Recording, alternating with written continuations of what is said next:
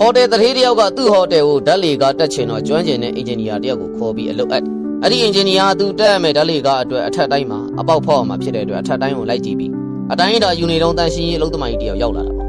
ဆရာဘာတွေလုပ်နေရလဲယင်လို့အဲ့ဒီလိုမေးတော့အင်ဂျင်နီယာလည်းရိုးရိုးသေးသေးပြန်ရှင်းပြအဲ့တော့ရေးဓာတ်လေကားတက်မလို့အဲ့ဒါအပေါက်တွေဖောက်အောင်မှာလိုက်ကြည့်နေတာအဲ့ဒီတော့အလုပ်သမားကြီးကလည်းဆရာဒါဆိုနေရာတွေပိုကျင်းသွားပြီးတော့အမိုက်တွေလည်းပိုရှုပ်လာမှာပေါ့နော်အင်ဂျင်နီယာကြီးကလည်းရည်နေလိုက်တာပေါ့ပြီးတော့သူကလည်းသူ့လို့သူပြန်လုပ်ဖို့အာယုံစိုက်မလို့အလုပ်သမားကြီးကလည်းလှည့်ထွက်သွားမလို့လုပ်နေတာနဲ့စကားတစ်ခွန်းလှည့်ပြောတယ်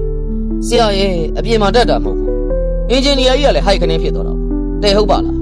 ဒါဆိုရင်အပေါက်တွေလိုက်ဖောက်ဆရာမလို့လို့နေရာလည်းမကျင်းကုန်တော့ဘူးသူမစင်းစားခဲ့မိတာကိုထောက်ပြတဲ့အတွက်လည်းဖြစ်ပါအဲ့ဒီလိုနဲ့အဆောက်အဦတွေရဲ့အပြင်ဘက်မှာဓာတ်လီကားတွေတက်ဆင်တဲ့အလေးထားတစ်ခုဖြစ်လာခဲ့တာကဘာအစ်အတွင်းမှာပေါ့စစ်တပ်တစ်ခုကလည်းခြိတက်လာရင်ပြဿနာတစ်ခုကျုံရတယ်အဲ့ဒါဘာလဲဆိုတော့သူတို့ခြိတက်လာတဲ့လမ်းပေါ်ကတရားတစ်ခုကလည်းသူတို့ truck ကားအမုန်းနဲ့မလွတ်တာ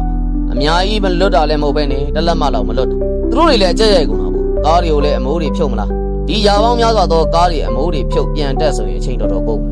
တယ်တရားဘောကမလွတ်သမျှကိုလိုက်ဖြတ်ပြရမလားဒါဆိုရင်တရားရဲ့ခန္ဓာကြီးအောက်ကိုဖြတ်စည်းသလိုဖြစ်ပြီးတော့တရားကျိုးကြနိုင်အဲ့ဒီအချိန်မှာဘေးနားကိုလည်းနီးနားရွာကလေးတယောက်ရောက်လာတယ်သူကလည်းစစ်အင်ဂျင်နီယာတွေတိုင်ပင်နေတဲ့အနားမှာအကြာကြီးထိုင်ပြီးနားထောင်သူတို့တွေကားအမိုးတွေဖြုတ်ဖို့ဆုံးဖြတ်လိုက်ပြီးတော့ဆွေးနွေးမှုရက်လိုက်တဲ့အချိန်ကလေးကလည်းတခုခုပြောချင်တဲ့မျက်နှာလေးနဲ့သူတို့ကိုကြည့်တာအဲ့ဒီမှာအင်ဂျင်နီယာအကြီးတယောက်ကလည်းသူ့ရဲ့မုံတစ်ခုကိုပေးလိုက်ပြီးတော့ကလေးကိုသွားဖို့ပြောတယ်ဒါပေမဲ့ကလေးကမသွားဘဲနဲ့အဲ့ဒီအင်ဂျင်နီယာကိုပြောဖို့ကြိုးစားတယ်ဒါနဲ့ပဲအင်ဂျင်နီယာကြီးကလည်းမင်းပါပြောချင်လဲပြောလီဆိုတော့ကလေးကလည်းပြောတာပေါ့ပို့လေတဲ့တရားအမိုးနဲ့ကားတွေမလွတ်ဘူးဆိုရင်တဲ့ကားဘိန်းတွေကိုလေနေနေစီလိုက်လျှော့ကြည့်ပါလား